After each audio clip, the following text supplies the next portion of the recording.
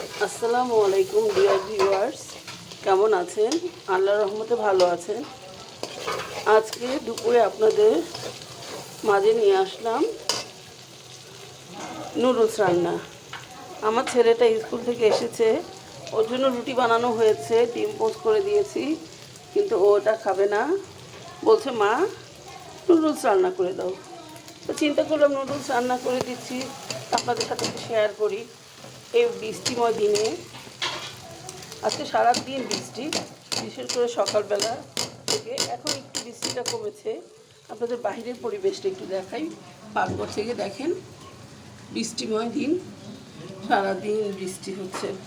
তো সেই বৃষ্টিময় দিনে চিন্তা করে দেখলাম নুডলসটা খারাপ হবে না। আর ও যেহেতু ভাত খায় না, নুডলস খায়, রুটি খায়, এখন আজকে তার মনে চেয়েছে নুডলস খাবে, তাই নুডলসটা করে দিচ্ছি। এখানে কিন্তু আমি কোনো পেঁয়াজ ইউজ করিনি। প্রথমে তেল দিয়েছি, তারপর ডিম দিয়েছি, কাঁচামরিচ দিয়েছি। নুডলসের সাথে কিন্তু আমি আবার একটু পাস্তাও দিয়েছি, 2 পদের পাস্তা ছিল ঘরে, দিয়ে দিয়েছি। মাঝে মাঝে একটু গুঁড়া গুঁড়া নুডলসের মশলা দিয়ে দিচ্ছি, তাহলে এটা খুব মজার হবে, খেতেও খুব ভালো লাগবে।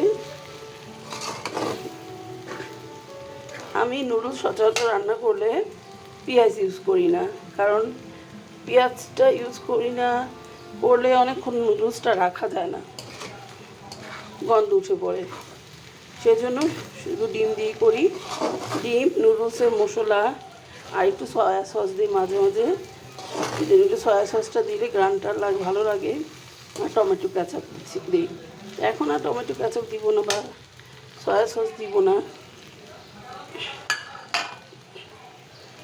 তাহলে ভিউয়ার্স, কেমন রান্নাটা হয়েছে, কালারটা কেমন এসছে জানাবেন। ভালো লাগলে লাইক দিবেন, আমার পাশে থাকবেন, আমাকে সাবস্ক্রাইব করে এগিয়ে নেওয়ার জন্য চেষ্টা করবেন, ভালো কমেন্ট করবেন, কীভাবে কী করলে ভালো হবে সে কমেন্টটা করবেন। ভালো থাকবেন ডিয়ার ভিউয়ার্স। আসসালামু আলাইকুম।